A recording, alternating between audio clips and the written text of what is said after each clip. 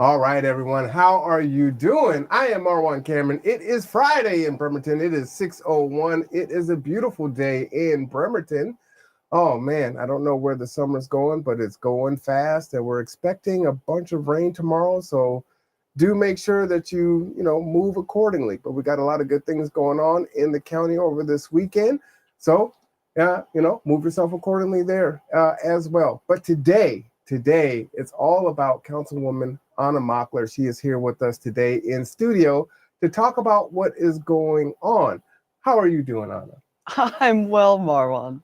And you? I'm doing pretty good. So I always like to just ask, just first and foremost, before we get into it, just how you doing? How was your week?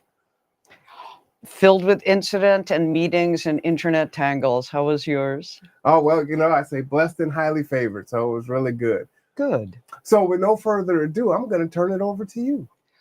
Okay.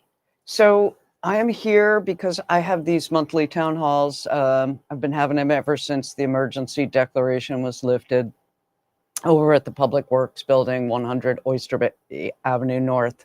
You know, where you go to recycle your Christmas trees? Right there.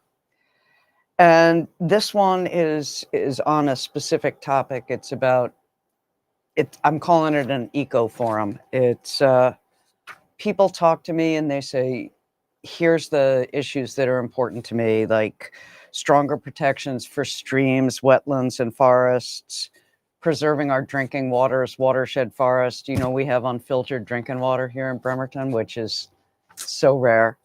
Um, People want to move from fossil fuels to renewable energy. They want calm streets that are walkable and bikeable, reducing greenhouse gas emissions. They want to reduce the climate crisis impacts. Like, we can't stop the climate crisis, but we can make it easier on older people and vulnerable people and little kids who are going to get hit the hardest by it. And then energy efficiency and conservation. So I guess the word for it is I've been fighting for a bunch of these things on council. And since my job is to represent my constituents in every way that I can square with my conscience, I'm going to the people to ask them, are these the things that you want me to fight for? So there's going to be 3 very short presentations. Kitsap Environmental Coalition is coming down to tell us how they can be an ally. Great Peninsula Conservancy is coming down from their shop up by the Red Apple off of Kitsap Way to tell us how they can be an ally. And Director Tim Barker, I hope, of Bremerton Parks, is going to talk about how he can be an ally. And then the rest of it is just really people talking.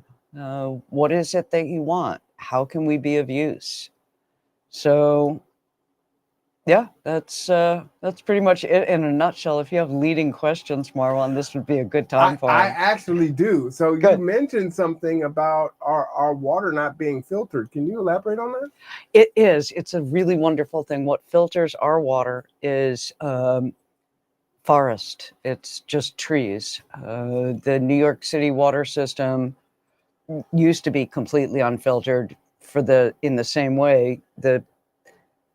What do you call them?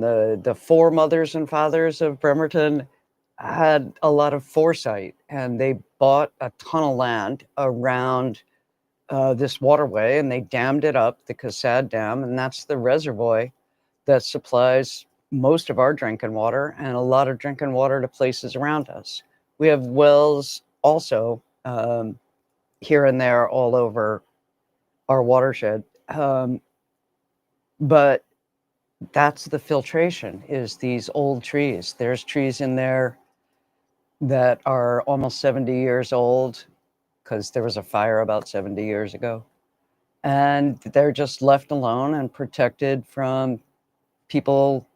You know how people are. They would picnic under them. Their dogs would frolic. I have a dog, so I'm sure that I would be tempted to do that too. And that's this is an incredible, not just a savings to us in having access to this really good water. I mean, it's one reason that a lot of breweries want to be in Bremerton, is for the pure water. but it's also because building a filtration plant would cost us, the estimates I'm hearing are between $60 million and $100 million. Wow. And then, yeah, no kidding. I mean, our annual budget's about $258 million, so that would be a chunk of change. And then it would cost millions more to maintain and to repair. It's right now, we have the trees doing it for us for free. I mean, that's fascinating, right? So I'm learning something here. So boys and girls, trees are important. And it's important that we preserve them.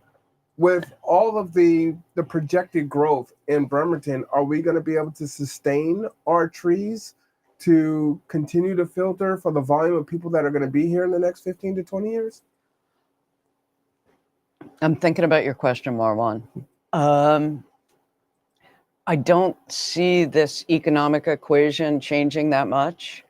I mean, all of the figures will go up, like our budget will increase a little, but the cost of building a filtration plant will also increase. It's always going to be, to make ecological sense, and it's always, in my experience so far, going to make economic sense. Gotcha. Anytime you don't have to build infrastructure, but you can let natural processes take care of it, you're ahead. And I'm going to segue unless you have another question. Well, I mean, it just kind of begs the thought that kind of popped in my mind is, one, you're expressing that it's cheaper to allow nature to do it, one. And it sounds like nature is still the best filter that's out there. I was watching the episode of, I don't know what I was watching, but they were talking about microplastics and how they're in everything. And, just we're going to need some help for sure in ensuring that our food and our water is as pure as possible. Yeah. You know that little scene in The Graduate where the guy says, "I just have one thing to say to you, plastics." And, it's so in my lifetime, I've watched that happen. It's, yes, I too have read many things about microplastics, but I don't know enough about what we could do to start talking about that. Honestly, Marwan, I try not to talk about stuff I don't know much about. Well, I'll say this. I appreciate environmentalists when I was younger. I just didn't care, right? It's there's trees, cut them down, do whatever. I'm having fun. I'm in my 20s, 30s or whatever. But now, as I get older and understand how the world works and have a better understanding, it's like, oh, no, all these things are really important. So I wish there was a way that we can express that to our youth. I didn't learn about any of this stuff in school that I remember. No. Mm-mm. Well, nothing I can do about that. Sorry about that. Listen, hey, sorry. Sucks to be you. But I am going to segue to go ahead. To the Wright Creek wetlands, the beaver otter wetlands. I mean, we have these beavers on video. We have otters only in still photographs because, by the time you get your camera over to video, the otter is gone. But that's another example of where nature is taking care of it. We have a retention pond. You know what a stormwater retention pond is? You direct all the water off of Pendergast towards this pond. And so it can settle down, the water settles and the silt and the gunk kind of settle down. And then the water proceeds on to the Wright Creek wetland system, which is created by beavers. And it's a series of retention ponds that, again, the beavers are doing it for us for free, not one thin dime. And each time it goes down, so it's reducing flooding downstream where people are trying to develop. It's improving water quality, and it could potentially be a wonderful place of rest and restoration for the people of Bremerton. So that's something I'm fighting very hard for. And that's a big reason why I'm having the EcoForum is, do the people want me to be fighting for that? Now, are these things, when you say the people, are these the residents that are in your district or in Bremerton, in Kitsap? In Bremerton, I think that it's the people of Bremerton that I'm here to represent, and especially the people in my district. Yeah, I'm just going to stop right there. No, that sounds good. No, I appreciate it. I'm going to just make this a little bit larger so people can see. You want to let people know exactly where they can come and attend the town halls? You should come to the EcoForum on September 8th between 5 p.m. and 6:30 p.m. at 100 Oyster Bay Avenue North. It's the Public Works Conference Room, and when you get there, you can find it because there's a huge comm tower with a giant osprey nest on it. So if you are underneath that osprey nest, you're at the door of the Public Works Conference Room. All right. So again, that is September 8th at 5 p.m. Doors are open and welcome. I assume that it is open to all the public, not just folks in your district. Oh, yeah. Yep. So come on in, ask your questions, learn.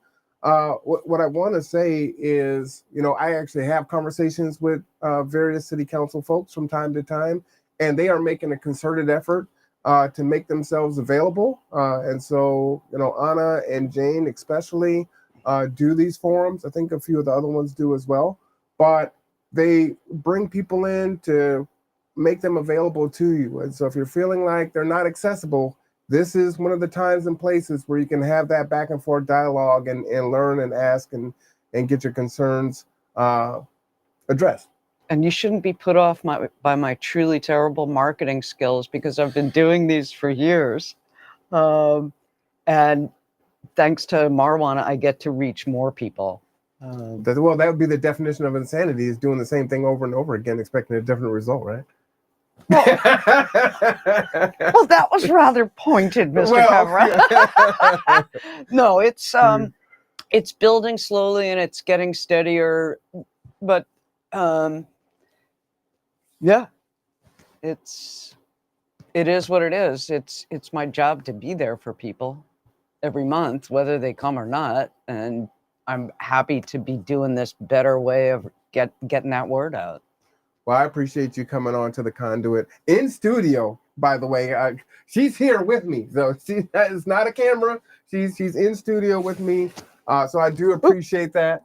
Your mic. I was going to come and stand behind you to lend veracity to you. But no, I appreciate you coming on and making yourself available as a city councilwoman. Very powerful and needed for sure. And maybe you will consider coming on and just giving us your story. Well, if you have any questions, about your background, who you are, and your life history, and how sure. you ended up in the city council chair. Anytime. Yeah. All right. I mean, now I could do that. You want to do that now? Sure. Okay. All right. Well, let me go ahead and take this off the screen then, and then I'll do a proper interview then. How's that? Okay, that sounds fine. All right. So, Anna, please give us a little bit of your backstory. Anna is sipping some tea that we've made for her that came by way of Karen Vargas. And Anna was saying, well, she gets her tea from Brooklyn. So I think that's a great segue into, tell us a little bit about you. I was a small colicky baby. Wow. No, my father was a carpenter. My mother was a singer, and then she was a English teacher. And I, went to public schools, and then I made a commercial, so I got to go to a good college. And, before you start going, what?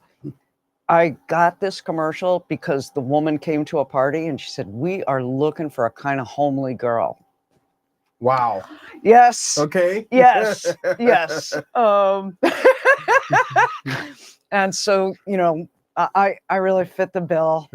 But it was really well made, and I got to go to a good college off that money. So, hey, I went to Antioch. I graduated from Antioch. I became a high potential low achiever for many years. High potential low achiever. All right. I did. I worked hard on that. I was a union printer.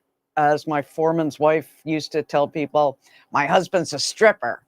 which used to be a thing in offset printing where you would put a mask over, what had to be printed, and you would strip out what you wanted for each particular color. So it was fun to go around being a union stripper. Then I went back to school because... Did it pay well?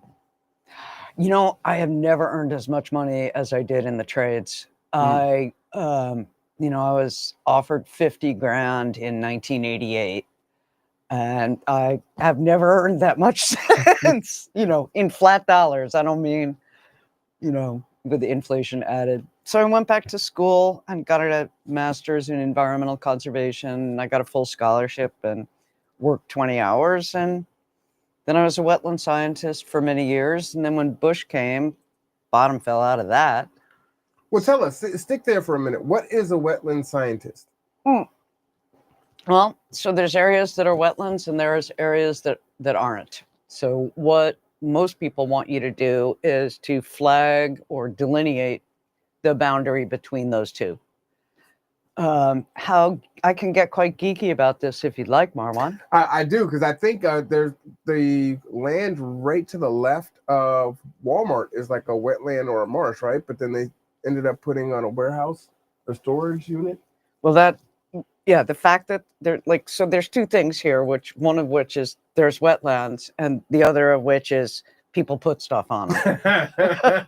Which I'm assuming they should not do that in wetlands. Well, I guess the reason not to do that is wetlands are like safety valves, right? One of the reasons they move around, and that you have to renew a wetland delineation every 5 years is the landforms change, where the water comes from changes. If uphill or upstream is paved and the water comes shooting down, it's real flashy instead of slowly coming down through trees like in our watershed forest. So yeah, you look at the vegetation, you look at the soils, and you look at the hydrology. And if I can get still geekier, if you please, because remember, I didn't get this in school, and so now I'm hearing, why is this important? Why is this so critical? Because the soil is telling you, like the hydrology is telling you what the water's doing, right? The soil is telling you what the water historically has been doing. So if the water's been moving up and down a lot, as it does that, like when it moves down, it'll leave behind like little heavy bits of mineral and metal that you can see, and then it'll rise up again. If the land's been underwater for a long, long time, it turns this kind of ashy gray. I can't, it's just like it's like almost a blue gray. And that's telling you that, there's nothing happening in that soil. It's just there. It'll hold up plants, but it won't. Like if you're a farmer, you would look at that soil and be very, very sad. But for a wetland, it works real well. So why do you go into wetland science and not regular land science, if that's the alternative? Oh, because I had a vision. Okay. No, we got to know what the vision is. Yeah. What was the vision? I wrote literary fiction for about 45 years. Oh, wow. Okay. Yeah. And I had these two characters who were restoring land on Staten Island. And I wrote about them and wrote about them and I went to Staten Island to Fresh Kills Landfill. Fresh Kills Landfill? That's not a real name, is it? Yeah, it really? is. Yeah. Fresh Kills Landfill? Well, it's a Dutch, like a kill is Dutch for creek. Okay. So Fresh Kills, like it used to be a fresh creek. I mean, it sounds like Fresh Murders Landfill when I'm hearing it. So I ended up, after I got out of college, working on Staten Island, restoring wetlands, which I thought was very cool. And one of the things on the place where we were is we couldn't restore this one bit because it was still under FBI control. They had dug up over 20 suitcases full of body parts there. Oh, whoa. So they were just sort of keeping it, in case they found more. Yeah. So maybe not fresh kills, but kills for sure. Oh, yeah. Wow. That's a little grim. Yeah. So you're an author for 45 years writing fiction. Yep. On wetland science. No, the fiction. Well, that piece was about wetland Oh, science. gotcha. Okay. But my short stories are not. And my novel is a black comedy of revolution and dystopia. Oh, really? Yep. Oh, man. So do you have some published works? Do you have? Yeah, they're both published. Oh, really? So where can we get those? I need to Well, look you those can up. get the novel at Ballast Books. Okay. And where's Ballast Books? Oh, go on. Ballast Books. Pull the other one leg. That one's got bells on. Ballast Book. Ballast Books is an actually really good bookstore on Pacific between 4th and 5th on the west side of the street, just across from Cubs. Yep. Shout out to Ballast Books. There's a record shop in there. I mean, that whole little area right there is a gem. It really is. Yeah, get down there, check it out, get a cup of coffee, get a book, buy a record. Say hi to Kate. Yeah, you have a good time down there. You will. Yeah, sorry, it was a leading question. I had no choice. Yes, it's kind of like very much so. So okay, so you're an author for 45 years. You're a wetland scientist. How long did you do that? Did you transition into another career?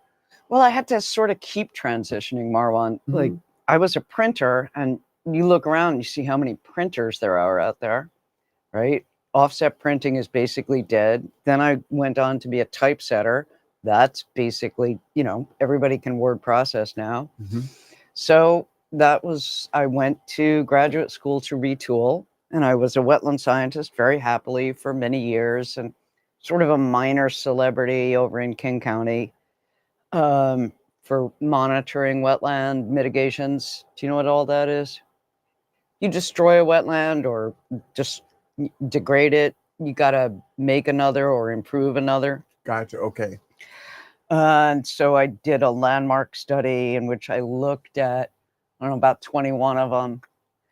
And the only one that was completely a success, the mitigation instructions called for them planting Himalayan blackberry, and the Himalayan blackberry did real well. Really? What else? When people are destroying it, are they doing it accidentally, on purpose, or with the government's permission, whether it's local government or all of those? And even I would add, with the idea that they're making things better. We had one where these people thought they were really making the wetland better by concreting it and directing all the water towards a fountain in the middle. Not so much. No. So, I mean, the theory, of course, is that you say, I need to build here, and I'm going to impact just a little bit of wetland, right?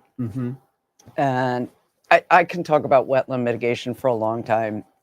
Mostly the thing was that nobody had been doing oversight on this process. Gotcha. Right. So it'd be like they'd have the photo op, they'd take the pictures, here the mitigation's been put in, everything's been planted, all the grading's done, and then they would just go away. So that got me really started into my present career of the importance of maintenance, monitoring, and oversight. So let me ask you this. Sure. I am very concerned with, outsourcing of jobs and AI and ChatGPT and all these different things. It sounds to me like environmental scientists can still be an emerging occupation for folks that they could still make a viable career out of. I don't think that it doesn't sound like that can be replaced by AI. It could be helped, but you're still going to need boots on the ground. And would you agree with that? I don't really know the state of the job market right now. I do know that it's not something that can be replaced by AI. Gotcha. Okay. Nor is plumbing or carpentry or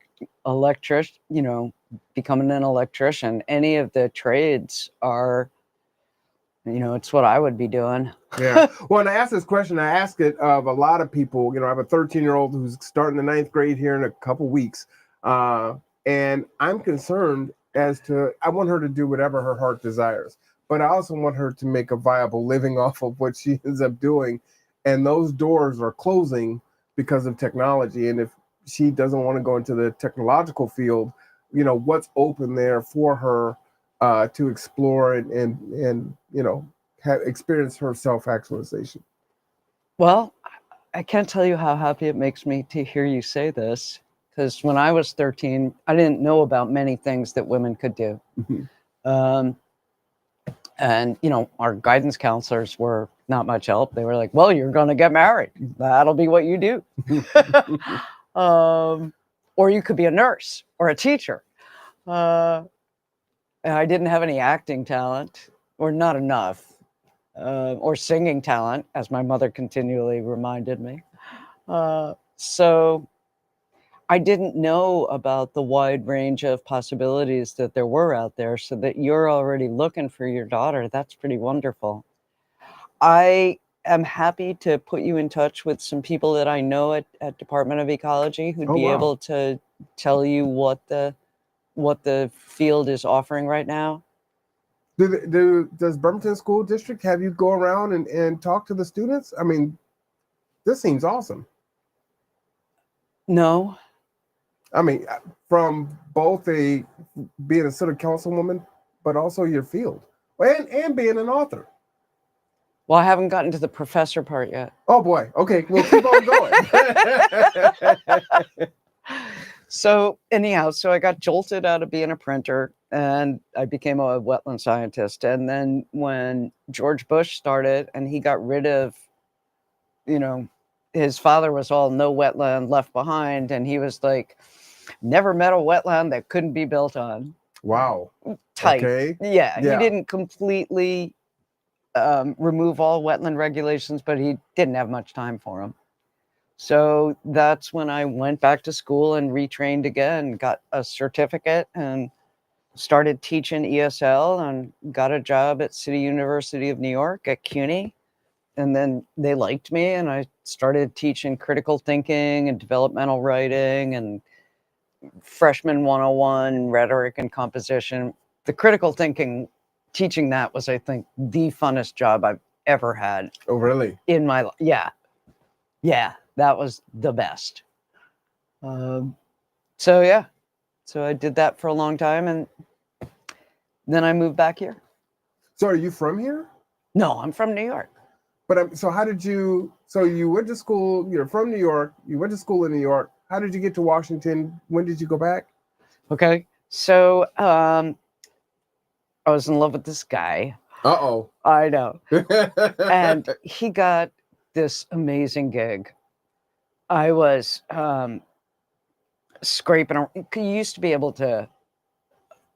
Anyhow, I was kind of scraping around in New York, and he got this gig: 3-bedroom house, grand piano, pantry, hot tub, deck, stream, overlooking the whole Willamette Valley at the Cascade Range. And he had library with a ladder, that kind that go. Oh, I would love to have one of those. Yeah. Right? Mm-hmm. It was just outstanding. And the owner had to go to England to get some advanced degree, and my guy was there taking care of the business. That was where the business was. It's like, gosh, will you do this? Well, okay. If we gotta. So I started becoming a wetland scientist down in Eugene, Oregon. Mm-hmm. And I don't know if this is going to make sense to all of you guys, but Eugene is inland, and I couldn't live inland. So, yeah. So I hadn't known that. And after a couple of years, my guy and I moved up to Seattle. And then I started being a wetland scientist here. And I was a wetland scientist here for many years. And then 9/11 happened, and my mom was sick, and I went back to New York. Gotcha. Okay. And then so you progressed there. And then when did you come back to Washington? What brought you back? It was really silly. We had 3 bad winters in a row, and I was on our treadmill at the Y looking out at Atlantic Avenue in Brooklyn. And they have those little things where you can imagine that you're running on a trail. Mm-hmm. So I was running on a trail in the Olympic National Forest, and I just went, wait. I could do that if I wanted. And it's, I was, my place was not that expensive, and it was down in Red Hook, but it was still, I was working a full-time job during the day and, just scrabbling for, when I call myself a professor, that's what everybody called me, but I was an adjunct. So it would just be every semester, just really scrabbling around. And I just went, okay, I'm going to go start again in Seattle. And then I got to Seattle, and you guys all know the change that's happened between 2001 and 2016. Oh, yeah. Seattle changed big time. Yep. I don't even recognize it now. Yeah. I grew up in Seattle. Yeah. What neighborhood? Rainier Beach, Central District. Yeah. That's a completely changed now. It's astounding. Anyhow, so I looked around for like another place that had normal working class people and was on the not inland, and I found Bremerton. I went, all right, there. We've gotten us up to speed. So you're in Bremerton. Okay, so before we talk about how you decided to, and I forgot the whole insulation contractor part. You're telling us a little bit of what you did.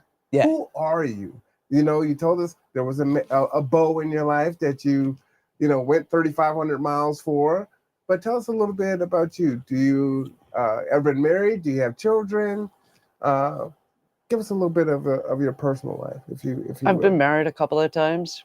The second guy, I don't want to talk about the first guy.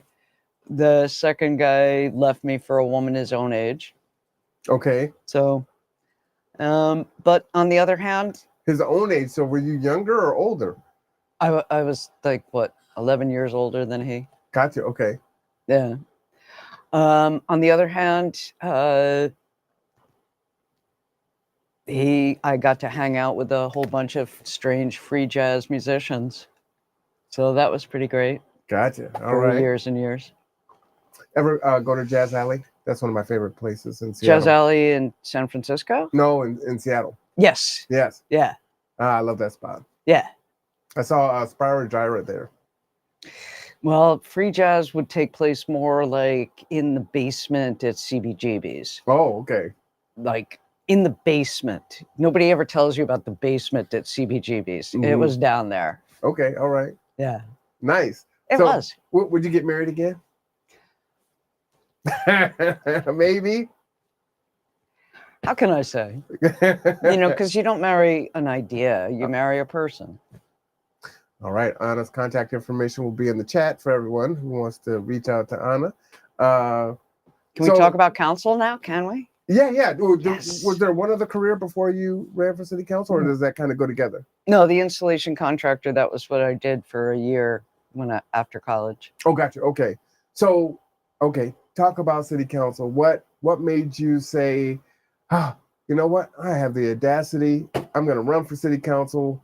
I've got ideas. I want to represent everyone else in my neighborhood. How'd that happen? Well, you remember Richard Huddy? Mm-hmm. Yeah. Well, Richard Huddy used to represent District 6. And I went to city council a few times because after 2016, I was really trying hard to get up to speed to comment on the administration. And Richard Huddy did not make any sense to me. At one point, he was demanding that council really, really consider building a tunnel between Bremerton and Seattle. A tunnel? Yes. Okay. Interesting. Yes. I'm just go ahead. I'm just listening to the story right now. And I just went, okay, I can do better than this guy. And, naturally at that time, I was really looking forward to the $350 a week paycheck. Woohoo! Uh-huh. And you will hear it here. I make it very known that I think city council people are grossly underpaid. When you think about all that they're asked to do, when you see the packet that comes out, if you are on that mailer and you see it, it's a lot. And if you want city council to adequately be able to read and jump into that, reach out to the residents and do due diligence on so many things. And it's ridiculous. There's got to be a change there. Well, thank you, Marwan. I mean, I completely agree with you, but I don't think I could have put it that well, but it would have taken me about 4 times as long. Yeah. And so I started running and then Richard Huddy dropped out, and then Mike Simpson stepped up. And I don't know if your audience is familiar with Mike Simpson, but when council was considering, I was following them in my blog. Mm-hmm. And so I would follow every council meeting. And when they were considering having REAC, he was violently opposed to that because it would be like mixing vanilla ice cream and feces. Wow. Yes, but he was not just a single subject, unusual person.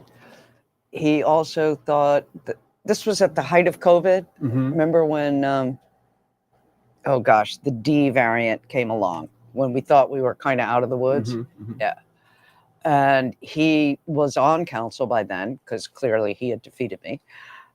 And he said, "We are ignoring the number one killer." The COVID? That COVID? Communism. Communism. Yep. Okay. So I ran against him in 2019 and I lost by like 13 points. I mean, I lost. Oh, okay. So let me ask you that. You lose by 13 points. I lost by 8 points from Jane. What made you want to run again? Well, Mike Simpson is a very inspiring opponent, Marwan. Understood. He's very inspiring. You probably heard that before. What? You have a way with words. So he went to Japan without getting the full consent of council, which they're required to do by charter, I think. To leave the country? Yeah, he left the country for several months. Oh, several months. Oh wow. You got to get permission for council to Well, if you're going to leave town for more than 30 days, yeah. Wow, okay. Yeah. I did not know that. Well, interesting. I think it's not a bad, and I don't think anybody would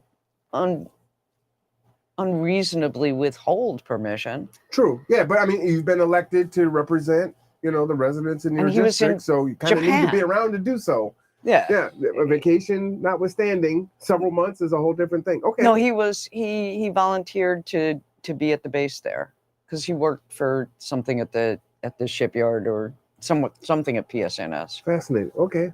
Yeah. So because he had to vacate his seat, and then council immediately reappointed him.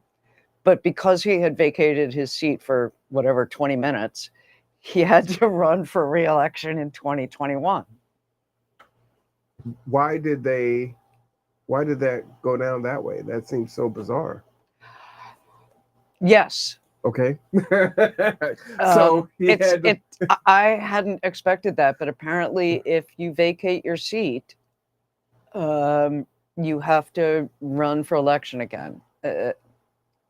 But why would council even reappoint him at that point? Like 20 minutes, like that just seems weird. Obviously weren't on council at that time, but I believe they felt that it was the will of the voters that he be there, and 13 points is kind of a... Gotcha. Okay. So then, right, you were elected. Let's just keep you there. Yeah. And then we'll just open up the election again. Well, I don't know if I don't know. I did not realize that was a consequence. I had hoped to, be able to be a candidate for appointment, but so I do understand their logic. It makes sense. So speak to your, I don't know if grit, temerity is the words that are correct, but sometimes when people are defeated, it's like, okay, I'll go on and I'll do something else. But you felt strongly that you were strongly inspired to run because of the candidate. But why at that point? You were already beat. Why come back and do it again? And what made you think that you could win this time? I think that story is important for people to overcome and persevere, to hear stories like that. Well, again, he really was an inspiring opponent. It did not seem to me that the people I had met, the people whose doors I'd knocked on, would be better represented by him than by me. And was there no one else in your district that wanted to run? No, I truly looked around, Marwan. I trolled around saying, really what I would like is somebody in their 30s or 40s who's got a stronger, longer connection to Bremerton. And I did not find anyone. I found people who knew less about council and had less time than I. I'm gonna ask you a leading question because I have. I like that you're signaling it. That's been my experience as well in regards to trying to find people. Patrick says howdy, by the way. Howdy, Patrick. Thanks for tuning in. That people aren't necessarily, everyone's not apathetic, but many times people don't see themselves in the position like city council. I don't have the experience to be on city council. Oh no, I could never. Is that part of what you were experiencing, that either maybe there was some apathy or folks that just couldn't even see themselves sitting in a city council seat and giving their opinion and supporting their neighbors? Well, no, one of the things I love very much about my district is I think just about every one of them could easily see themselves giving their opinion. Gotcha. but they weren't going to run.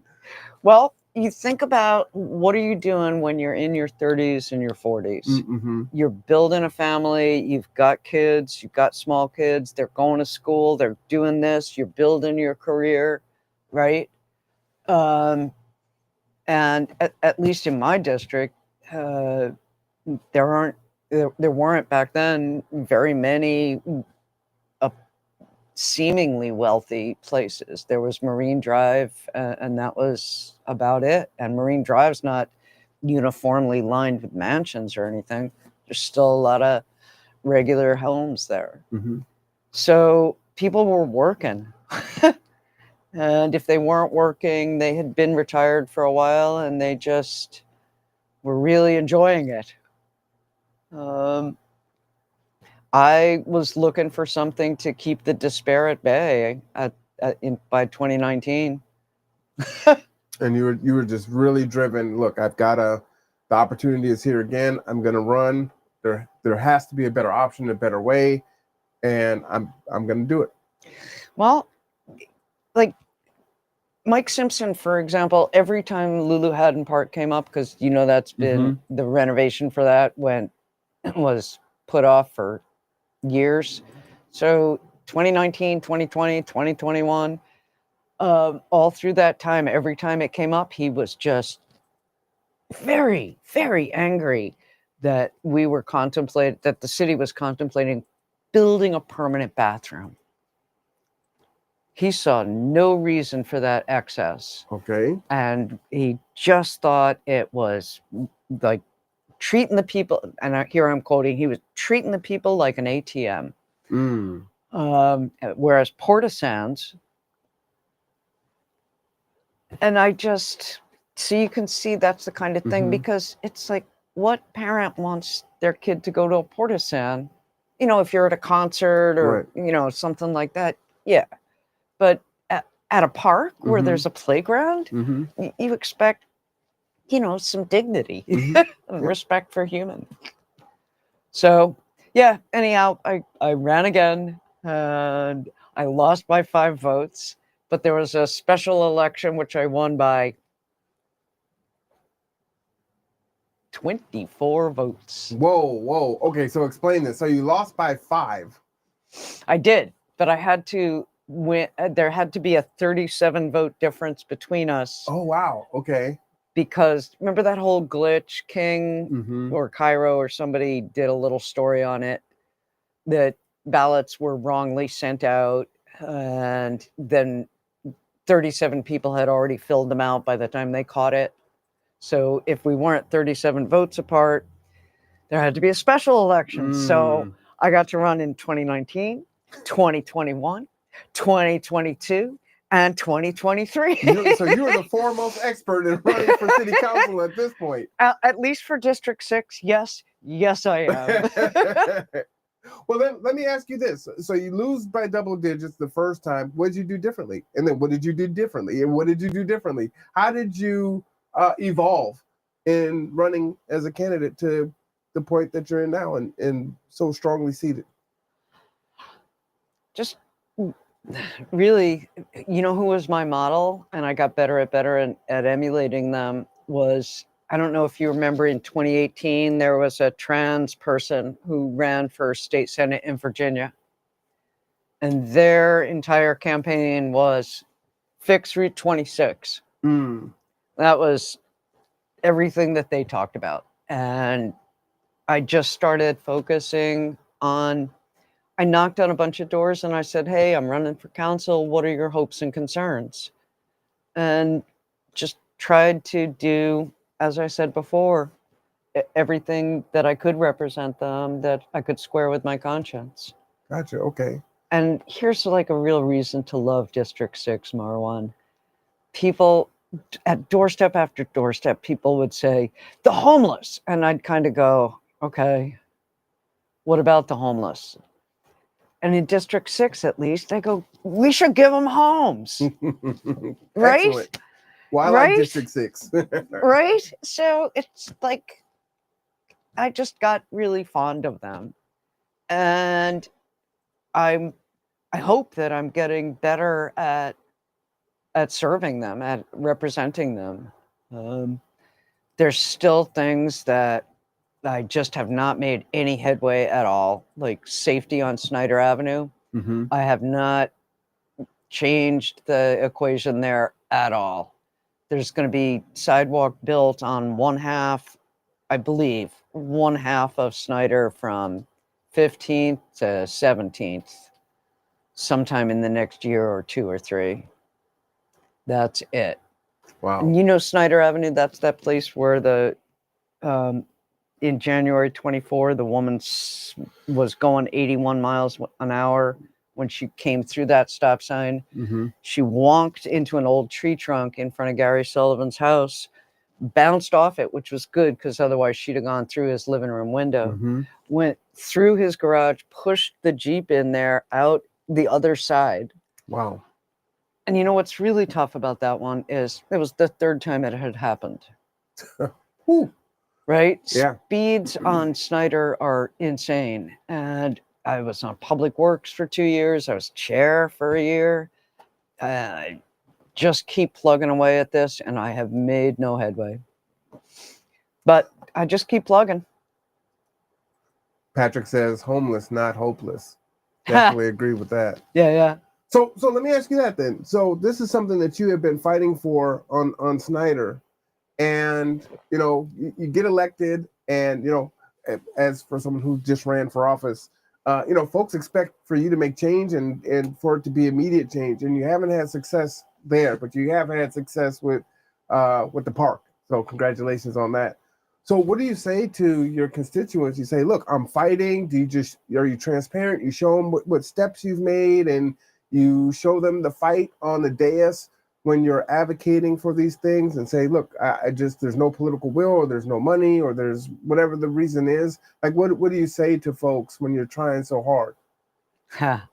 Well, am I transparent? I try to be. Older I get, the less able I am to remember any even little white lies. So, it's kind of a self-preservation technique. Let me ask you this. Go ahead.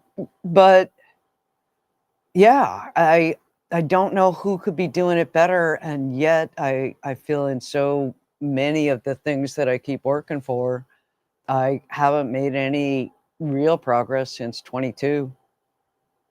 Why do you think you haven't made the progress? You want my charitable? Give me whatever is safe for TV. I think that in many ways, Bremerton has a very Eisenhower era mentality.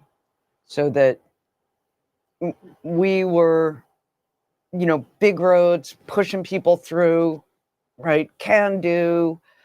And At one point, we were looking at some ways to increase safety and facilities for pedestrians and bicyclists, the Joint Compatibility Transportation Plan. And the project manager stood up and it was like, we need to provide services to these shipyard workers. It's like they're working for America and they need to get to work and they need to get home, which was like, yes. It's almost as though it would be unpatriotic to not turn Kitsap Way and Wheaton Way into speedways.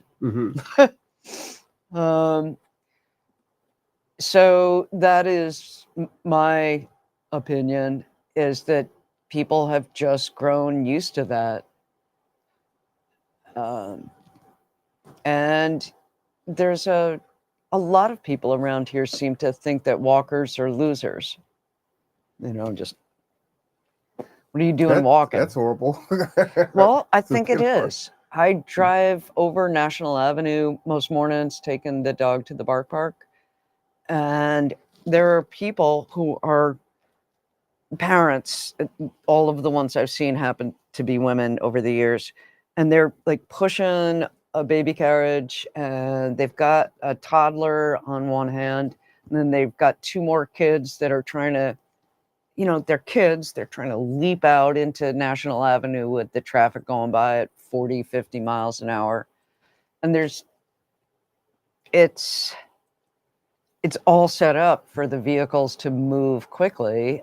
And these are kids that are trying to get to West Hill STEM. They're trying to get to school.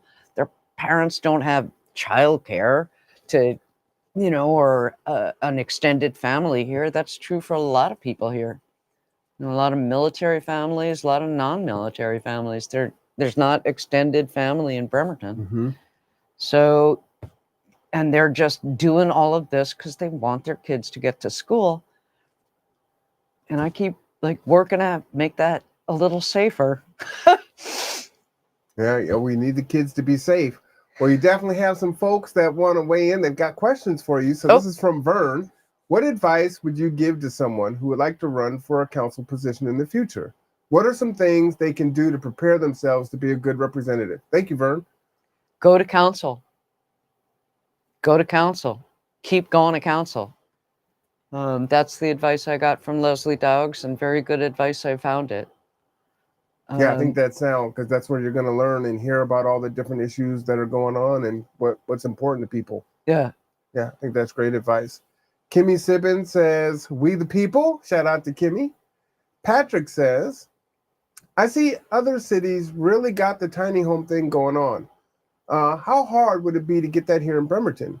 We got the ships in the shipyard destined to be dismantled, and the money from scrap just with one of those could make so many tiny homes for Bremerton.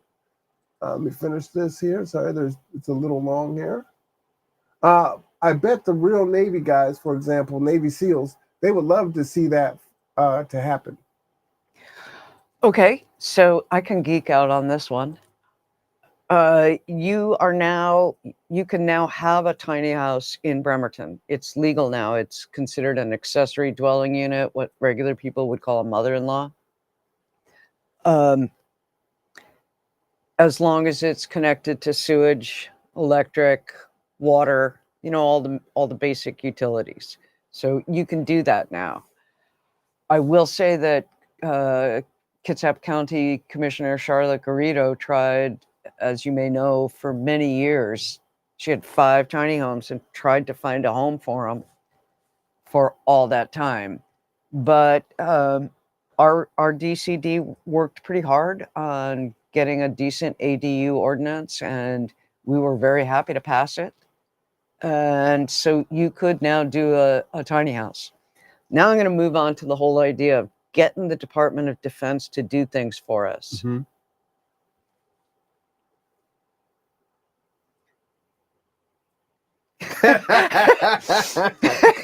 I'm waiting with bated breath because I'm like, the Gore zipper, housing, food insecurity. I mean, again, you know, road repair, we could go on and on.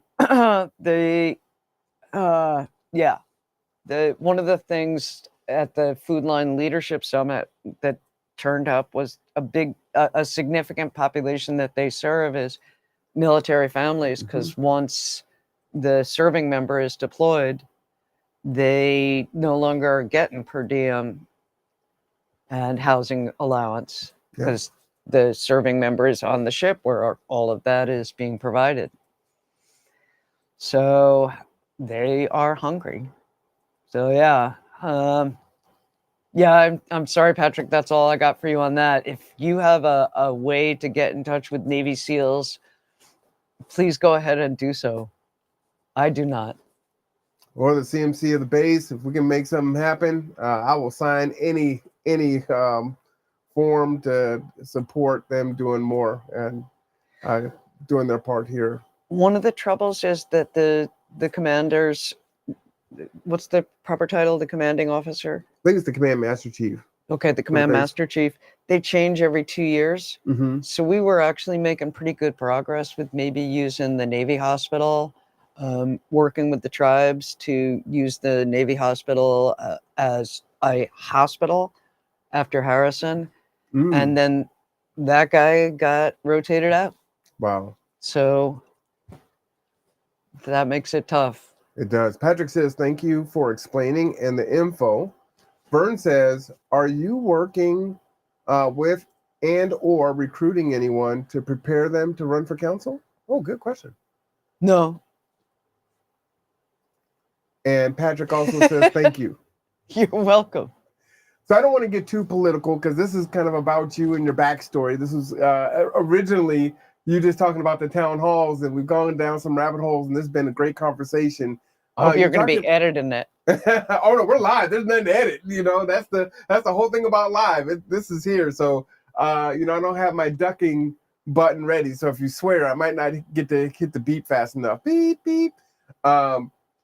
With Lulu Haddon Park, you talked about the dignity of having real bathrooms versus porta potties. And of course, there's a big fight for the porta potties, and my folks would be pissed if I didn't ask about it. So if the park folks have the dignity of having real bathrooms, what is the consternation, I guess, from council of putting potties down there or a bathroom down there? And should folks try to find a different solution? If we're keep hitting our head on a dead wall, how should we shift our thinking and avocation to find a way to get those folks what we believe they need? Well, I'm thinking about your question. The first is, that 10 grand that we allotted, less a chunk of money that we paid to you? G2. Yeah, yep. actually. Yep. Is still sitting in our budget. The mayor refuses to pay it. If you look in any government document, the legislative body makes policy decisions and then the executive body carries them out. So if that doesn't happen, we haven't been able to figure out how to go around that. Wow. Okay. So just to be clear, because this is important, right? So there was $10,000. It was earmarked for porta potties. They gave that money to G2. We put porta potties down on the block for several months, which basically pennies on the dollar when you consider how much it was. It was great, worked out very well. The pilot ended and the tents went away. And so there's a chunk of money that's still sitting there, but that is tied up with the mayor and not with council. No, it's sitting in our budget. And from time to time, we go, is there any way to do that? The mayor feels it would be too great a risk. Even though he has proof of concept, which is...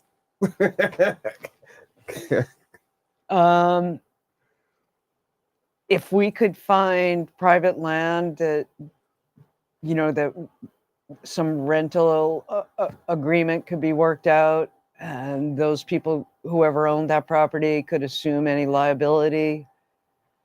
That's not I don't see how council could do that. But if those conditions were met, it would be great. A portisan, a hand wash. I don't know if you know, but I've been working since last September trying to get council to approve a day tent. Have you heard all about that? A little bit, yes. If you want to tell the folks that haven't, yeah, that's it's important. Just basically a big party tent with benches, heaters, portisans, hand wash, garbage cans, a service provider, just a place for people to go and be dry and hang out during the day. Because a lot of shelters close during the day. Right. It would be, you know, like if you got to your appointment at PCHS a little early, you'd have a place to hang out. So not only would that reduce the cost of garbage collection, including fecal matter that Public Works is now bearing, it would also mean that any service providers, like for example, Common Street, you meet somebody, you know, I've gone out with Trisha a few times. You meet somebody, you say, let me do a little work. I think I can find something that would work out for you. And then you go back and you can't find them. I have talked to Jessica Coombs at downtown Bremerton about this because it would, if you're trying to have a business downtown, it'd be good to be able to say, one of the things we do here is we take care of homeless people. We don't just brush them away or call for the cops. So if I bought a house next to Salvation Army and I put in a bathroom and I wanted to make it available because now it's private property for unhoused individuals, could city council write an ordinance that would, because basically the city doesn't want to assume any type of risk, but can you make it advantageous for a nonprofit or an individual to offer bathrooms and offer that dignity and public health safety to folks, and write an ordinance where they're not so liable if something happens? Because I don't think it would be an ordinance, Marwan. I think it would be a contract. A contract, okay. Just, you know, like we have a contract with Common Street. Like if there's an overdose inside the bathroom, or if there's a sexual assault or a physical assault, they'll be held harmless as long as they're doing the basic things, right? Basic safety. The toilets work. You're asking me about how insurance works, and I don't know.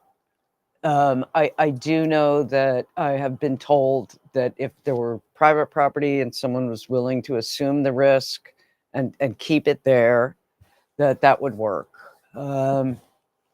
I have been pushing for us to set up a day tent on one of the many surface parking lots we own downtown. Oh, wow. Okay. Right? I mean, we own the land. It's already paved. It'd be pretty easy to surround it with chain link, because you kind of want it safe at night. Because people would, go, look, benches. I could use those. Do you have buy-in from the rest of the council on that, or a majority council? Nope. No. Okay, so that's a hard one there. I bring this up every couple of months ever since, in September. I said, let's get a jump on this. It's going to get cold out, and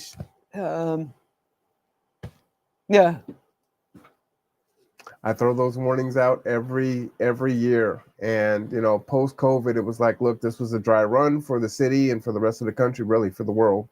Our resources have been depleted. We got to find ways to work together more effectively.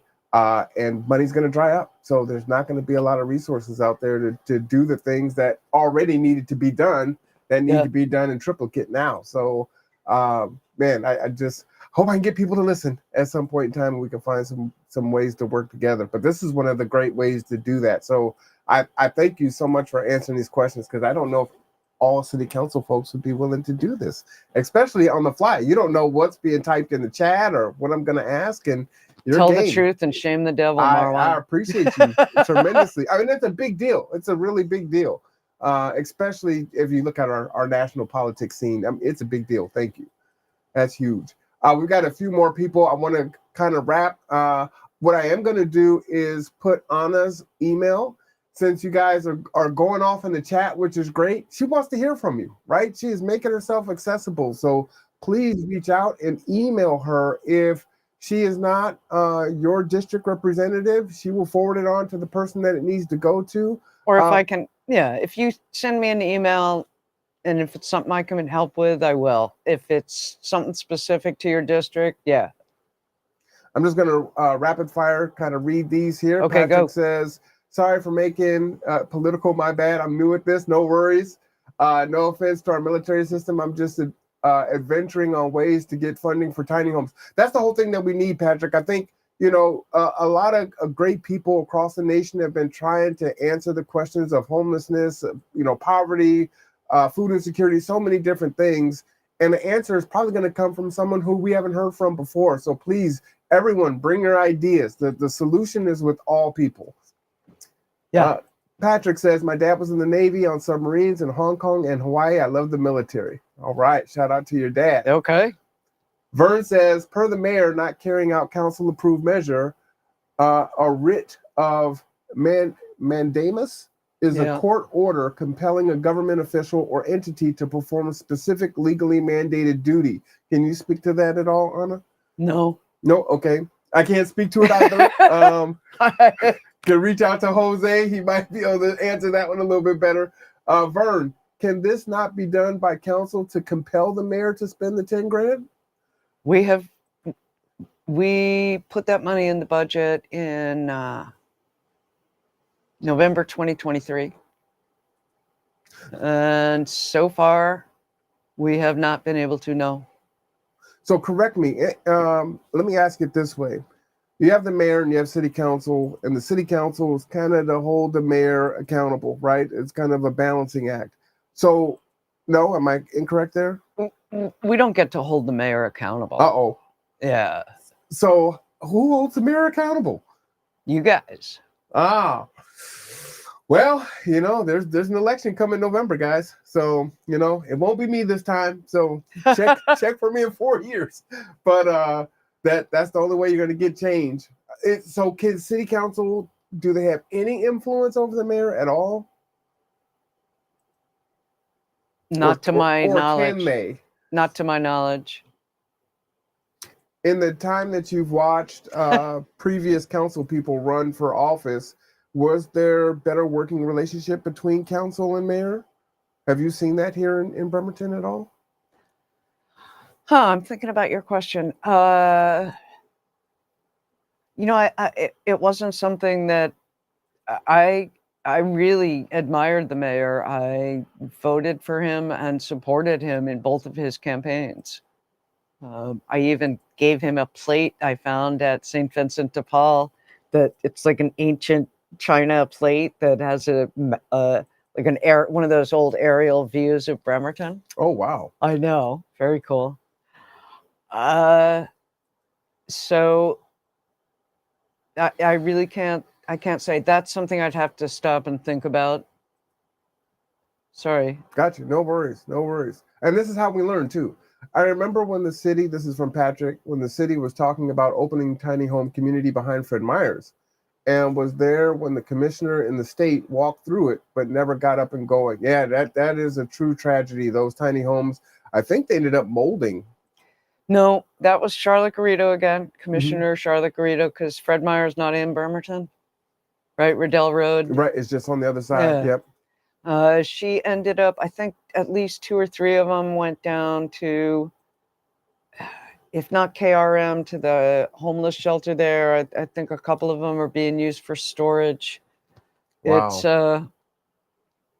It's sometimes you work really hard for many years for something and still nothing happens. And it's really great if you're a politician, it's really great to have been a professor, because you'll look out at the kids and they're just like going, oh God, you know? And then like 2 years or 3 years or even 4 years later, they'll go, oh my God, that critical thinking class, that was the best thing I took at CUNY.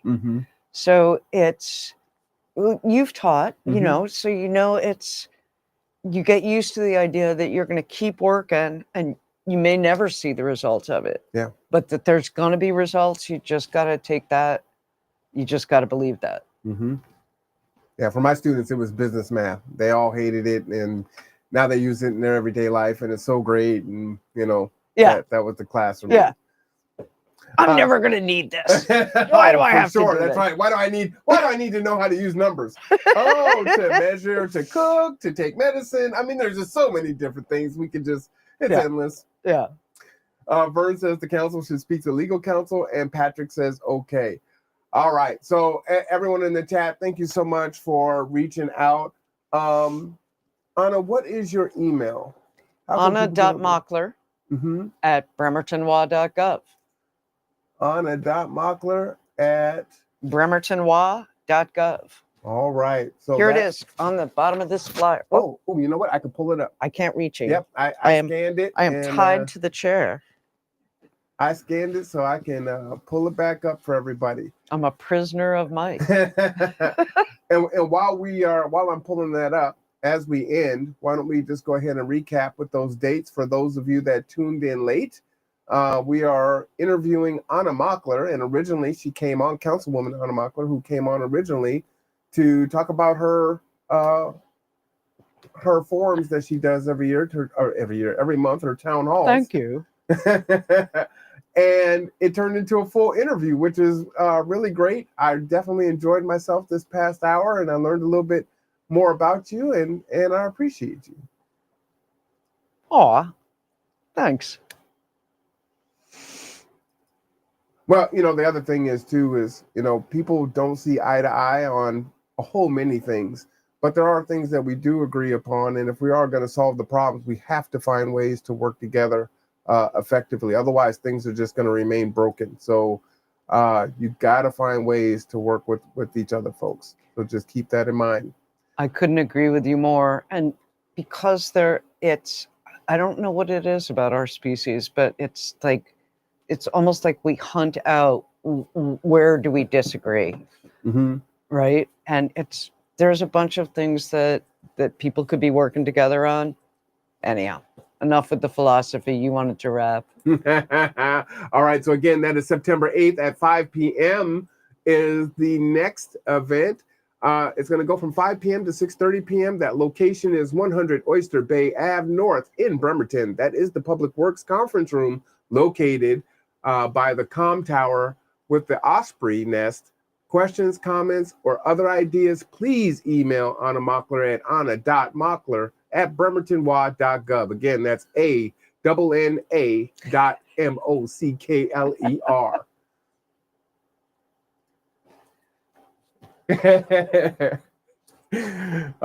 And I'll give you the last word, Anna. That was a great FM voice, Marwan. I'm really grateful to you for giving me this opportunity, and thank you for letting me go on and on and on and on. I appreciate it. And anybody who emails me, I will get back to you within a day or two. I don't answer my email every 10 minutes, but I will get back to you within a day or two. Well, so Anna, please let me know. The mic is open for you. I'm District 4, you're District 6, but the important thing is to get information out to people, to have an exchange of ideas. And if that is what's going to create a better Bremerton, then I am here for it. And so whenever you need to come on and get your message out, the mic is open for you. Thank you. All right. It's been a pleasure. Thank you. Thank you. And with that, we can actually give Anna applause.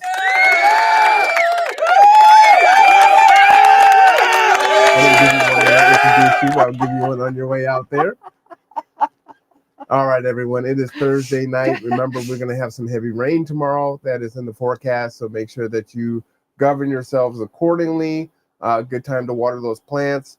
And as always, I am Marwan Cameron. This is the conduit for Anna Mockler.